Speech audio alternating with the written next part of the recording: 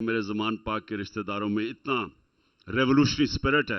जिस ज़मान पाक में मैं बड़ा हो रहा था तो ज़्यादा से ज़्यादा लोग सो के आराम से ज़िंदगी गुजारा करते थे।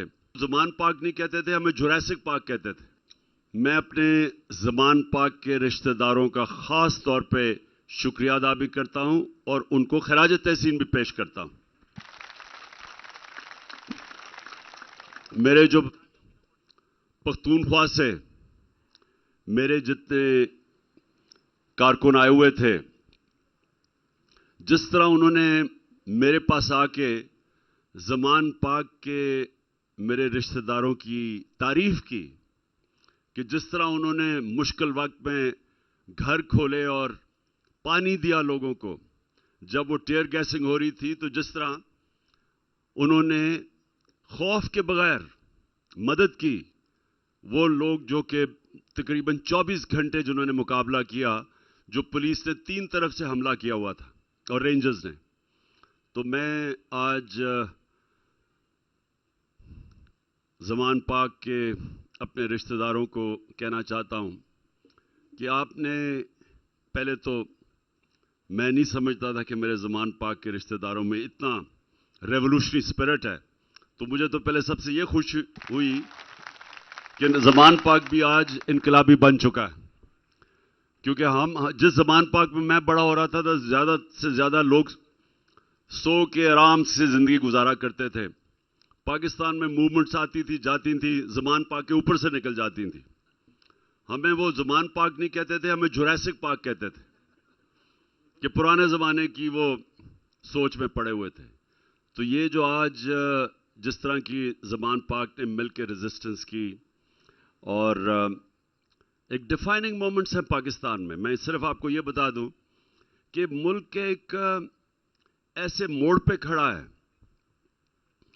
कि ये, या हम पाकिस्तान को एक वो कायदे आज़म का पाकिस्तान बनाएंगे, कॉन्स्टिट्यूशनलिज्म के ऊपर, रूल ऑफ लॉ के ऊपर, जो हमारे नबी सल्लल्लाहु अलैहि वसल्लम ने मदीना की रियासत के उसूलों पे दुनिया का सबसे बड़ा इनकलाब लेके आए थे, और वो एक मॉडर्न रियासत बनाई थी जिसके ऊपर, जिन असूलों पे खड़ी हुई थी, जिसमें नंबर 1 रूल ऑफ लॉ था, अदल और इंसाफ था।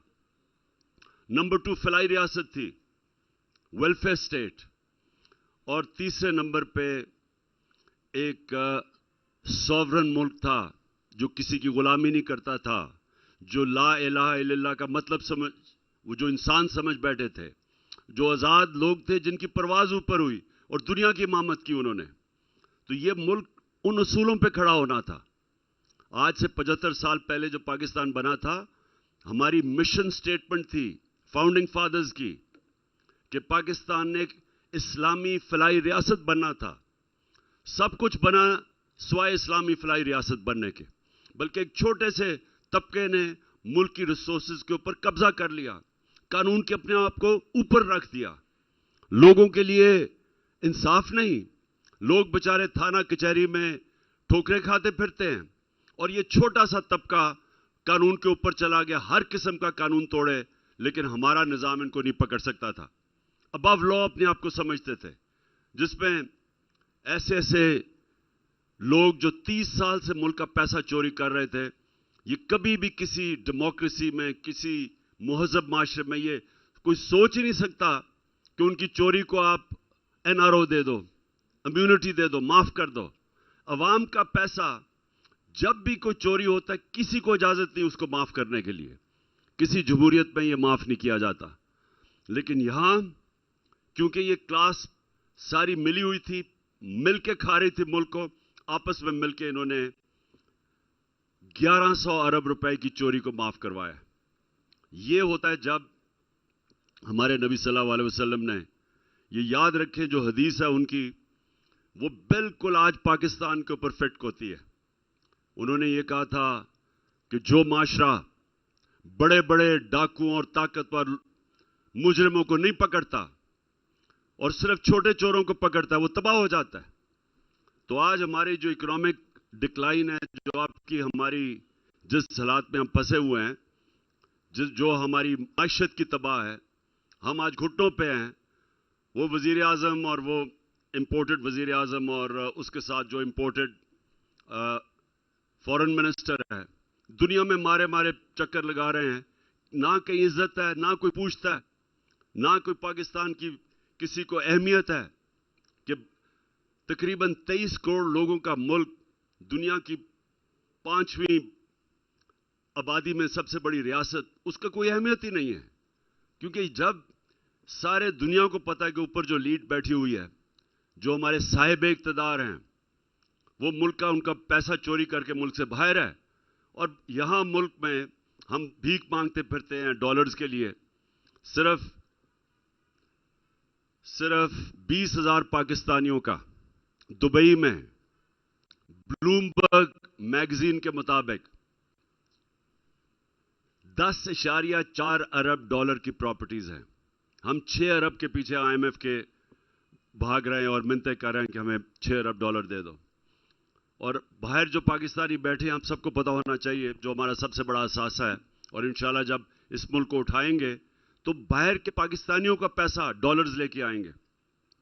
صرف 16,000 Pakistani American physicians, 16,000 Pakistani American physicians, ان کی نیٹ ورک 200 ارب ڈالر ہے. پھر سے 200 ارب ڈالر صرف 16,000 پاکستانی امریکن فزیشنز ہیں. جو ٹاپ 10 بزنس مین ہیں پاکستانی امریکن بزنس مین، ان کی 25 ارب ڈالر کی نیٹ ورتھ ہے. تو میں صرف آپ کو اندازہ لگا رہا ہوں کہ ہمارے ملک میں کس طرح کے امیر پاکستانی ہیں لیکن ملک غریب ہے. کیونکہ ہم وہ نظام ہی نہیں بنا سکے کہ باہر سے جو پیسہ انویسٹمنٹ آ سکے اس ملک میں. کیونکہ یہاں ایک جنگل کا قانون ہے. اب جو علی امین سے کیا انہوں نے، اس کے اوپر کبھی ایک کیس سے بیل ملتی ہے، پھر دوسرے کیس میں پھر سارے ملک کے چکر لگا رہے ہیں، اور پھر اس کو جیل کے اندر انہوں نے ذلیل کرنے کی کوشش کی ہے. اور صرف اس لیے چکر لگا رہے ہیں کہ وہ چاہتے تھے کہ عید وہ جیل میں گزارے. یہ صرف جنگل کے قانون میں ہوتا ہے. یہ کسی مہذب معاشرے میں ایسی چیزیں نہیں ہوتی، کیونکہ طاقتور حلقے یہاں بیٹھے ہوئے ہیں جو جس کو مرضی چاہیں جو مرضی کر دیں. ان کو کوئی پوچھنے والا نہیں ہے، قانون کے اوپر ہے.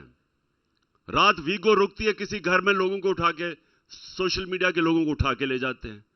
اظہر ماشوانی کو اٹھا کے لے گئے، 8 دن کے بعد پتا چلا وہ کدھر ہے.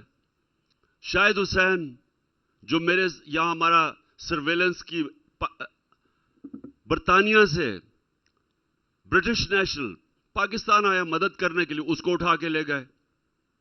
میرے خنسامے کو اٹھا کے لے گئے. جو وہ کام کرتا تھا میرے بنی گالا کے گھر میں، اس کو اٹھا کے لے گئے. میرا جو سیکیورٹی ایکسپرٹ ہے، جس سے ہمارا سارا سیکیورٹی کرتا ہے،